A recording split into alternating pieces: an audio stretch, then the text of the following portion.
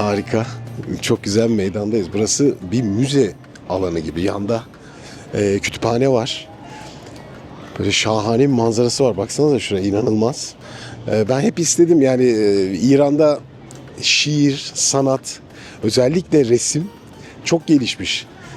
Nereye giderseniz gidin, işte bundan sonra 7 yıl önce geldiğimde İran'a film bahçesine gitmiştim Kaşan'da ve orada o harika havuzun çevresinde, hatta videoyu bulursam size ekleyeyim, resim yapan kişiler görmüştüm. O kadar güzeldi ki. Yani... Palet. Emrah Serdar. Band.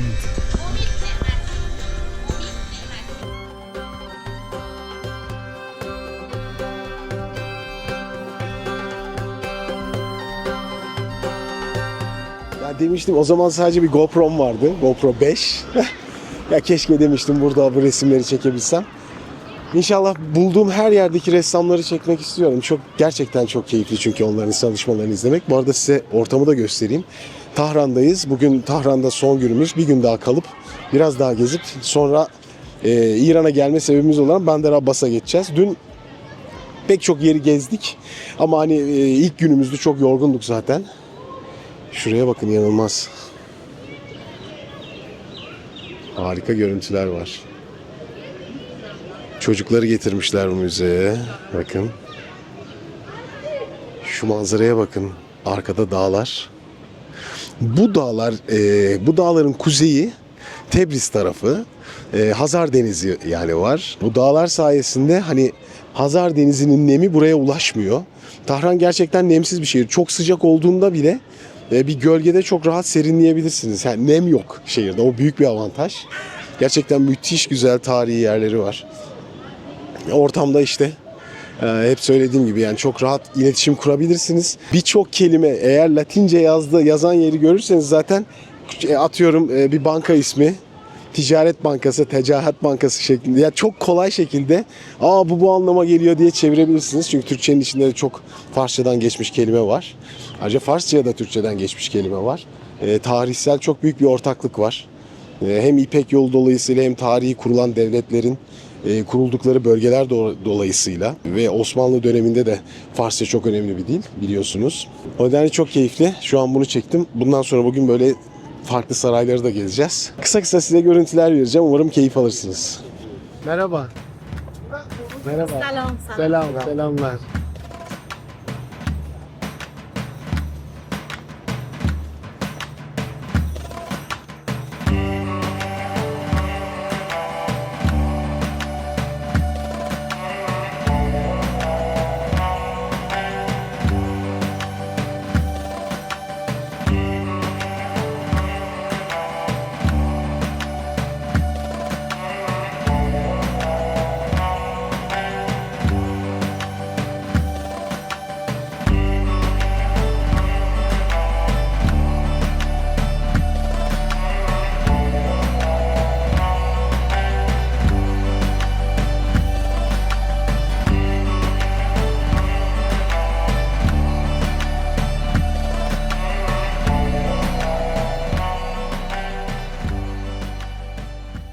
Ben geçen bir hafta bundan önce Kıbrıs'taydım. Kıbrıs'taydınız. Evet, Kıbrıs'taydım.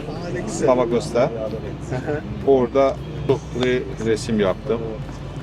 Orada sergi açtım. Adınız nedir? Ben adım Hasan Nadir Ali. Özüm Azərbaycan Xoy şehrinde anadan olmuşam. Evet. Tehran'da yaşayıram. 40 Evet. yıl olar ben Tehran'da yaşayıram.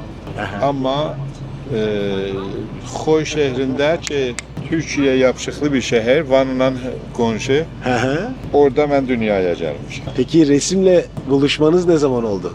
Ben çocuk zamandan başladım. Çok olar bir 45 yıl olar resim yaptım. Okul okudunuz mu resimle alakalı, yoksa sadece kendiniz mi Güzel, yaptınız? çok büyük resimler yanında öğrenmeyi. Ressamlarla beraber. Hep burada mı resim yapıyorsunuz? Bir atölyeniz var Yok, mı? atölyem var. Atölyem Tehran'da Təcrişdə, Təcriş məhəllə, Məhəllə. büyük bir məhəllədir. Orada atölyem var. Amma mən çok canlı resimleri yaparım. Pecime bakarsınız Həsən Anderlan Nadirəli. Həsən Türkiyədə bir dənə S yazılar, İranda 2 dənə. Həsən böyle yazılır. Nadir Əli. Nadir. O benim pecim. Orada canlı yaptığım resimler. Ben İstanbul'da da çok çalışmışım. Öyle İstanbul'da mi? da canlı resim çok yapmışım. Süpersiniz. Çok teşekkür ederiz. Ben de çok Sağ teşekkür olun. ediyorum.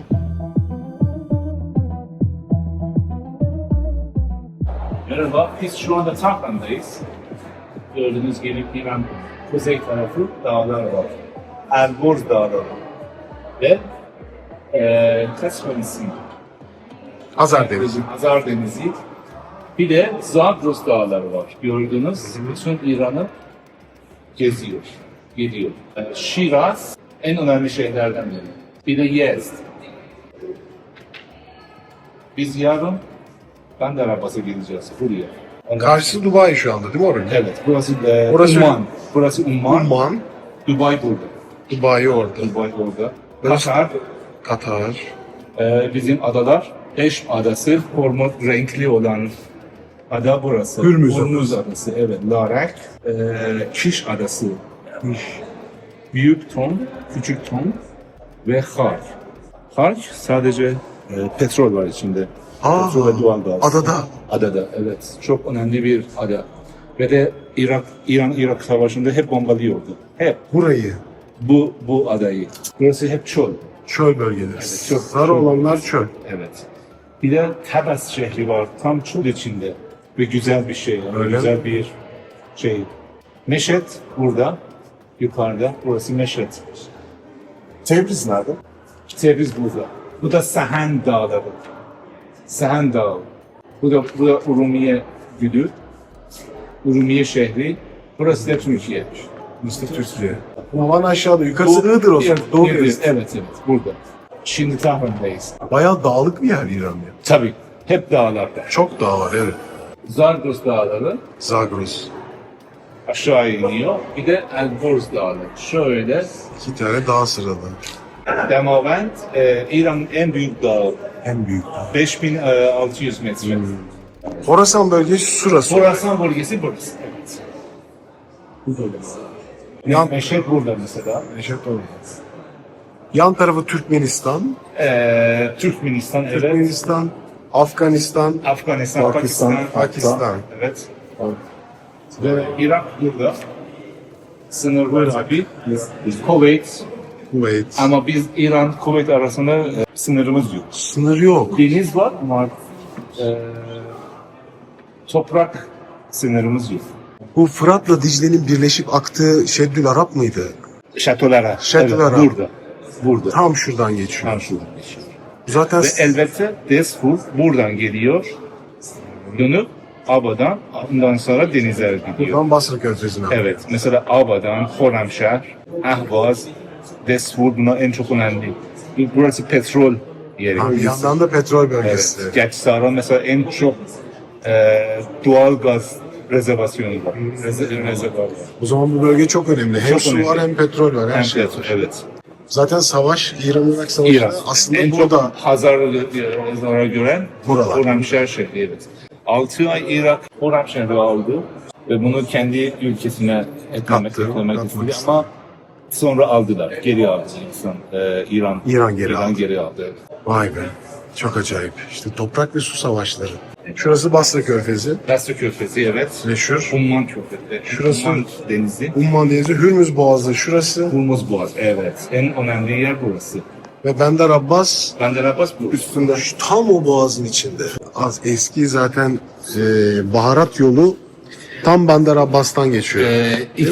İki baharat yolu var. Bir Ah. deniz, bir de toprak. Toprak. Toprak olarak buradan geçiyor. O nereden geçiyordu? Ha, Horasan'dan Horasan'dan geliyordu. şöyle gelip Dangan, Semnan, ondan sonra Tahran, Evet. Tahran'dan Gazvin, ondan sonra Tebriz, en önemli olan Tebriz, Ve Avrupa kapısı Tebriz. Evet. Bundan sonra İstanbul'a gidiyor. İstanbul'a. Tamam mı? Bir de denizden geliyor. Deniz gelen, Evet. Mumbai'den. Hindistan'dan. Hindistan'dan geliyor. Hindistan'dan şöyle gelip, çünkü o zaman denizcilik İran'da çok yüksek kalıyor. Şöyle gelip Bandar Abbas veya bu şehir, burada eski bir şey var, eskele var. Siraf şehri. O da çok eski, çok eski. Hatta Kiş Adası. Hatta Kiş Adası'na kadar geliyor ve de Hormuz, Teşm Adası'na da bile geliyor. Denizdir. O buradan yukarıya gidiyor. Mesela Şiraz, Ülkenin içine dağılıyor. Yezd tabii en önemlisi Yezd. Mesela aşağıda Benderabas ve şimdi Evet. şimdi de Tahran, Yezd, Kerman ve Benderabas Evet. transit yolu. Hala Hala öyle. kamyonlarla evet Şaka gibi ya. ve Avrupa'ya bile gidiyor. Devam ediyor yol yani. Türkiye bilmem Avrupa. Anladım. Muhteşem. Ve de burada bu civarında çok Şah Abbas döneminde özellikle şey yapmışlar, karvansaray yapmışlar. Kervansaraylar. Hem karvansaray hem de güvenlik kale var. Karvansaray hariç. Karvansaray kalmak yeri. Tabii. Ama Kaleler var ki. kaleler var kurumak için yolları kuruyordu. Özellikle Sefevi döneminde. Seferi dönemi. Kacar döneminde biraz durumu Daha iyi iyi. değildi, karışık ama en esas zamanı Sefevi dönemi. Ve İran-Türkiye arası ihracat ve Müthiş. şey yapıyoruz. Çok yüksek. Sonra o gemiler buradan çıkıp Afrika'ya mı doğru gidiyordu? Tabii. Tabii. Mesela İran ve Afrika şuradan gelip dönüyor aşağıdan. Evet, Afrika'ya gidiyor. Zanzibar. Zanzibar'a gidiyor, Tanzanya'ya. Tanzanya'ya. Yani biz hala İnanılmaz. mesela şeyde bu bölgelerde zincirli adamlar var. Ah, Bizde zincir yok. Hepsi beyaz. Ama zincirli var. zenci adamlar var. Var. Neden? Neden? Afrika'dan gelmiş Neden adamlar. gelmişler? Orada yaşıyorlar şimdi. Bander Abbaslar. Evet. ve şimdi Farsça konuşuyorlar. Anladım. Müslüman olmuşlar. Evet. Büyük babaları bilmiyorum. 400 zaman yıl gelmişler? önce Sefevi döneminden bile kalmışlar. Kalmışlar. Çok acayip. Harika. Var, çok var. Mesela özellikle bu bölgelerde çok var. Kiş Adası'nda mesela çok var. Teşm Adası'nda mesela çok var. Şu her sarı gözüken çöl değil mi? Şu, evet. Bunlar tamam. UNESCO kayıtı. Osmanlılar yaşıyor orada. Aa, Tilki Abi ne içiyorlar? yaşıyor. yaşıyorlar. Oha! Su var. Çöl tilkisi. Yeraltı tilkisi, suyu. evet. Fare var. Çöl faresi. Ben Var, bunu duydum. yılan, Hayda. akrep, Akrepler var. kuşlar Kuşlar. yaşıyor. Yeşil ağaç hiç yok. Yok. İnanılmaz hiçbir şey yok. Ama bazı bölgelerde tabii ki yeşillik var. O zaman Bazı. Afganistan sınırı şurada bitiyor mu? Dağlarla beraber. Yoksa Yok yukarı kadar gidiyor burada. gidiyor. Ta buraya kadar Şöyle, gidiyor Afganistan. Şöyle Afganistan sınırı şöyle aşağı iniyor ve buradan Pakistan başlıyor. Pakistan başlıyor. Evet, büyük bir Afganistan sınırı var İran. Mesela en son yer burası Çabahar. Burası sınır. Ve Guater. Burada Pakistan sınırı var. Pakistan Gördünüz sınırı. mü? Evet, evet, evet. En son yer Guater. Ve Çabahar şehri. Muz yetişiyor burada. Muz yetişiyor. Ve İran muzu çok meşhur. Küçük ama çok. Alanya muzu. Alanya mı? Evet, gibi, evet. Sıcak. Vay be. Burada yaşayan insanlar peki, yani Bunlar sınır ben- insanı olduğu ben- için farklı olabilir herhalde. En çok Sistan, Zahedan'da yaşayan. Zahidan. Burası Sistan'da yaşayan. Burada da çok eski bir tarihi var. 7000 yıllık bir tarihi var. Vay vay. Evet, 7000 yıl. Şehri Sufte. Mesela Saravan, burada da çok eski. Ve tabii ki bunlar etkilenmişler birbirine. Aynı elbise, aynı konuşma, Aynen. aynı ada. Vay. Aynı adam. Sınır insanları yakın. her zaman birbirine benziyor. Benziyor. Her yerde abi. Her yerde. Mesela Tabii. Koy, Türkiye arası. Van. Çok Van yakın. mesela. Aynı Çok neredeyiz. benziyor. Doğru. Doğru. Çok burada da tabii. Arada bir sınır var sadece. Sadece mesela Görünmez bir sınır.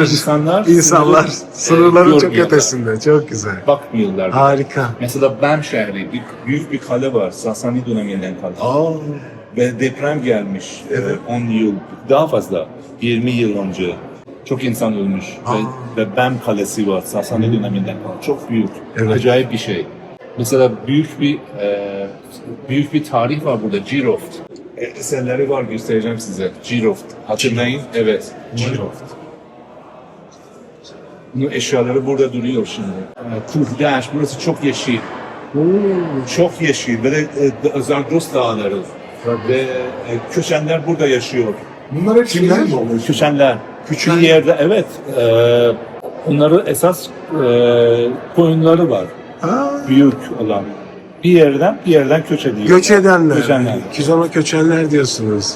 Göç edenler. Evet. Bayağı şey. Şehrekford mesela Esvan'a yakın. Burada kar rezervuar var. Her zaman kar var. Her Ve zaman. 7 metre. 6 7 metre. metre. Evet. Hamedan. Hamidam. Evet, Sanender. Burası Kürt. Kürtler burada yaşıyor. Sanender, Piranşa. Evet, teşekkür ederim. Para vereceğim. Buradan alıp oraya gidip para arıyorsun. Para yerine geçiyor. Çek gibi çalışıyor. Çek gibi, çek gibi. Kredi kart gibi. Evet. İyiymiş. Dünyanın ilk animasyonu. Yine animasyon şöyle. Nasıl? Keçi şöyle duruyor. Ondan sonra bitki yiyip ondan sonra aşağı iniyor. Ve bunu Ha, çevirdikçe animasyon çevireceğiz, gibi. animasyon gibi oluyor. Evet. Yok artık. Anladın mı? Beş- Bu nerede bulunmuş? Ne zaman? 6000 yıl önce. 6000 yıl öncenin animasyonu. Bak be, oturmuş yapmış. Etrafında bütün hikayeyi çizmiş. İnanılmaz güzel. Ay be, çok güzelmiş. Dediğim gibi. Cirof dediğiniz nedir? Akraba. Cirof bir şehir. Eski bir. 6000 yıllık bir tarihi var. Akrobat mı onlar? Akrep. Serdar, bunlar. elinde akrepler var. Bir de yılan var adamın elinde. Evet. Çok acı. Evet, karşınızda muhteşem bir... Ne bu abi peki? 3 numara. Şey bu. Kase.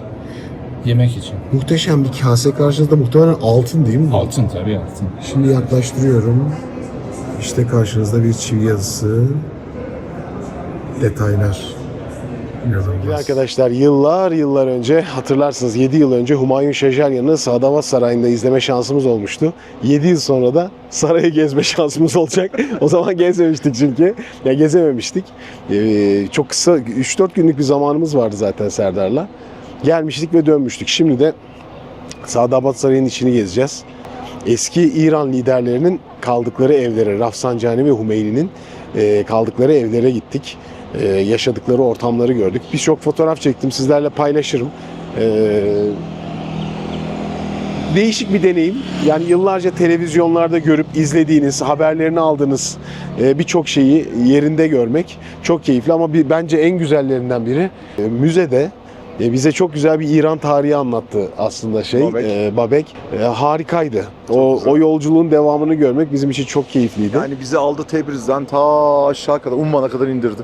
Sonra bir müzeye girdik. Tesadüfen girdik aslında. Oraya bir girdik, o müzeyi tamamen bitirdi. Çünkü aslında belki de İran'ın en büyük tarihi hazinelerinden biri Persepolis. Persepolis'te çıkan eserler vesaireler gerçekten büyüleyici. Efsaneydi ya. Gerçekten büyüleyici. Yani o kadarını gördük. Ben Persepolis'e gitmeyi çok isterim. Şiraz'a yakın bir yerde ama imkansız bu seyahatte. Şimdi Sadavat Sarayı'na geliyoruz. Biraz görüntü alacağım sizler için de. Hep beraber gezeriz. Haydi bakalım.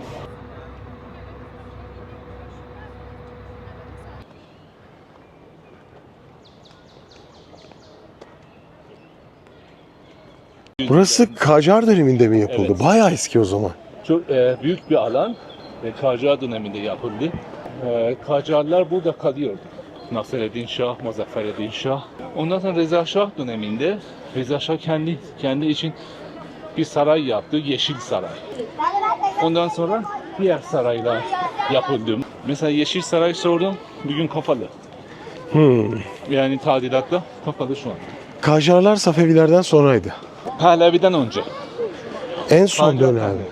Pahlavi. Kacar Pahlavi. Tamam, anladım. Mesela bunlarda Evet. onların çocukları kalıyordu. Nihaveren Sarayı. Niyavaran Sarayı'na gittiler. Orada hep aile, ailece orada yaşadı. Kacarlardan sonra Pehleviler geliyor ve zaten Evler geliyor, birazcık kalıyordu ama ve ondan sonra burada resmi görüşmeler burada yapıyordu. Beyaz Saray. çok güzel gösterirse. Şuraya bakın. Ailesi. Onun çocukları burada kalıyor. Çocuklar Şah mı? İkinci Şah. Pehlevi döneminde de burası kullanıldı. Evet. Mesela karşı tarafta mutfak. Onun kızı burada yaşıyordu. En küçük. Kızı burada yaşıyordu. Ferahnaz. Pehlevi. Ferahnaz Beylevi burada yaşıyordu.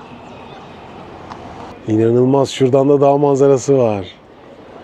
Gerçekten şahane. Muhteşem bir yermiş ya. Evet, biz Sadabat Sarayı'nda sadece bir bölüme girip oraya izin alabilmiştik. Okçu Areş heykeli. Şu Areş. Güzel. Özelliği nedir Okçu Areş'in? Mitolojik bir karakter İran mi? ve Turan arasında bir savaş çıkıyor. Ondan Evet. sonra sınırı belli etmek için bir Ok mu yarışma atılıyor? yapıyor. Okuma Hmm. yarışması yapıyorlar. Areş oku atıyor, 3 günde havada duruyor. Ha. Ve oradan sınır Belli belli oluyor. oluyor. Vay vay. Ve kendisi ölüyor ondan sonra. Yani Ölüyor. ama vücudunu oka veriyor. Ve yere düştüğü zaman sınır belli oluyor. Çok ilginç bir hikaye. Bu da resmi görüşmeler, resmi şeyler burada. Resmi akşam yemekleri. Hatta Carter buraya gelmiş. Evet, gerçekten çok güzel. Bir ahşap bir piyano görmedim hayatımda. Aslında şunu şöyle kaldırsın. Ne o da?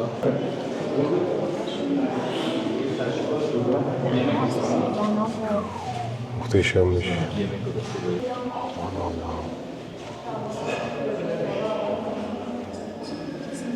Burası çalışma odası. Muhammed Rıza Şah'ın çalışma odası. Tavan hepsi altın işlemleri. Aman Allah. Gerçek altın, evet. Gerçek altın işleyen Evet, bunlar. evet. Kurşun geçirmez cam tamamen ve burası Altın. Rıza Şah'ın, Muhammed Rıza. Muhammed Rıza Şah'ın Çalışma ofisi. çalışma ofisi.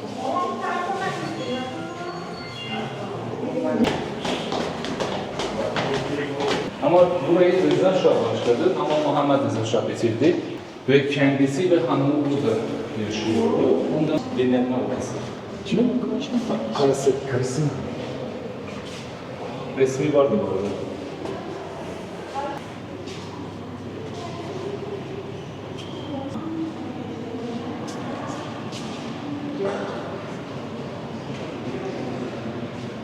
Bu resim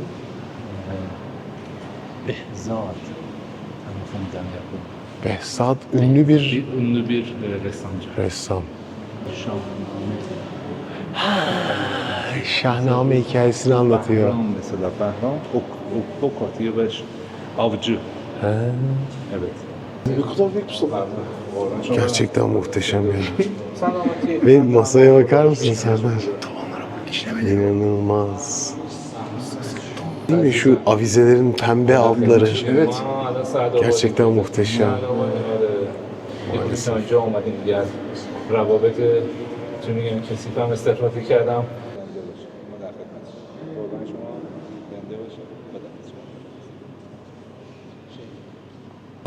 Carter burada. Yeni yılını kutladı. Jimmy Carter. Karısıyla beraber evet buraya geldi. Bak halı sarayın en büyük halısı. Halısı tek parça, Tek büyük parça. gerçekten devasa. Mesela kahvaltı masası, öğlen yemek masası, bilmem akşam masası. Farklı farklı tarzlar yapıyorlar. Hindistan'dan mı bu koltuk var?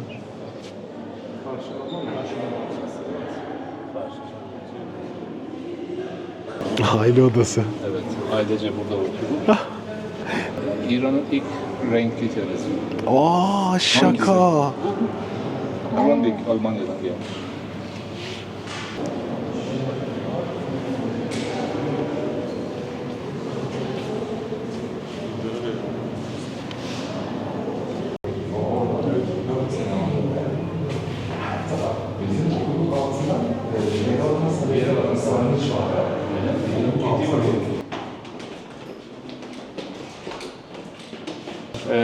Bilardo. Oyun odası. Oyun odası. Bilardo. Satranç mı? Satranç, evet. Burada mı? Şimdi size çok ilginç bir bilgi. Arkadaşlar bizim konsere geldiğimiz Sadabat Sarayı'nı hatırlıyorsunuz yıllar önce. Buraya karşı izledik. Sahne buradaydı. Sahne şurada. Şimdi şurası hatırlıyorsunuz değil mi? Sadabat Sarayı. Humayun Şeceryan'ı izlediğimiz konser alanı burası. Şöyle size göstereyim. Bakın. Bakın bu şekilde. Çok güzel bir şekilde. Alan bu. Ve burada konseri izlemiştik. Hatta tam şuralarda bir yere geçmiştik biz hatırladığım kadarıyla. Burası tamamen kapalıydı. Evet Emre burasıydı. Burayı doldurmuşlar. Burası havuz mu? Ay arkadaş. Havuz burası. 7 sene sonra. Havuza bak. 7 sene sonra. Devasa bir havuz. Mayıs Sejeryan'ı izlediğimiz yere geldik. Bunun arkasındaydı. Sahne buradaydı. Bunlar gözüküyordu.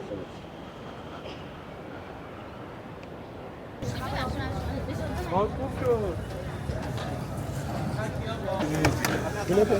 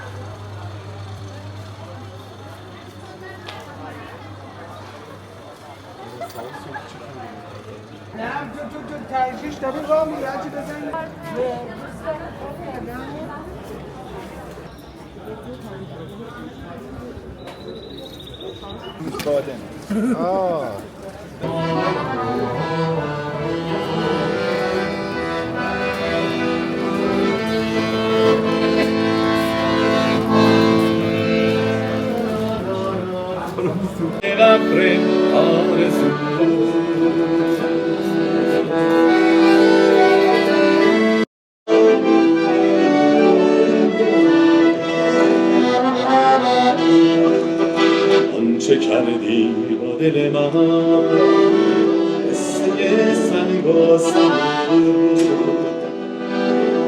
گلی فرسوده بودم تو را صبرم بود ای دلت خورشید خندان سینه تاریکیم سنگ قبر آرزو سنگ قبر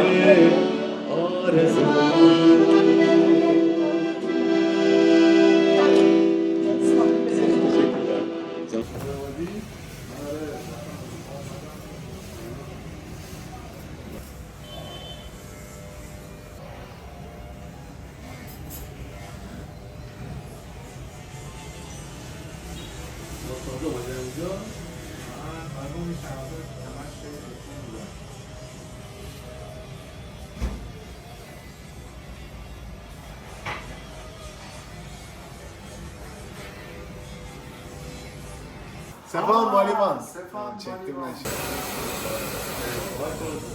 Bitti mi? Evet.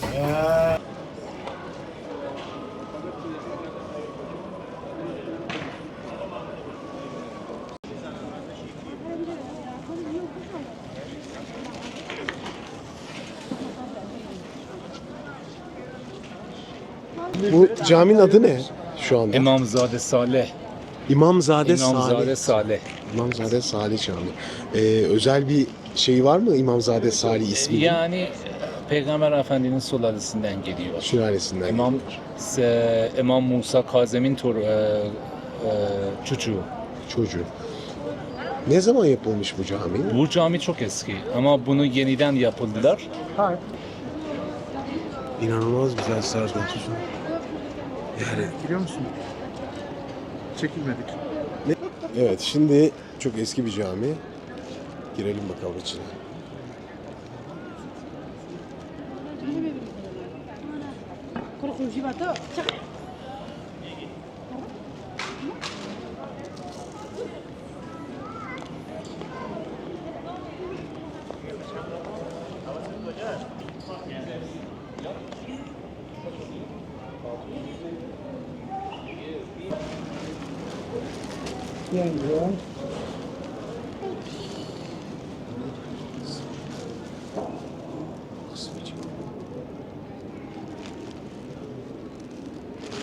Gerçekten olağanüstü.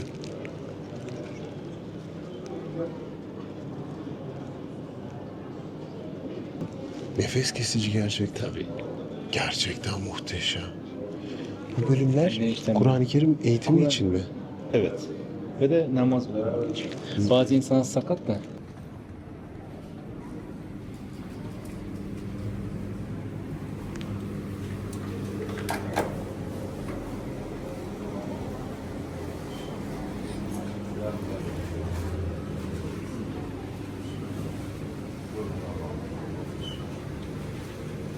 دست خوشنودی قلب نازنین آقای امام زمان بر محمد و آل محمد صلوات. اللهم صل علی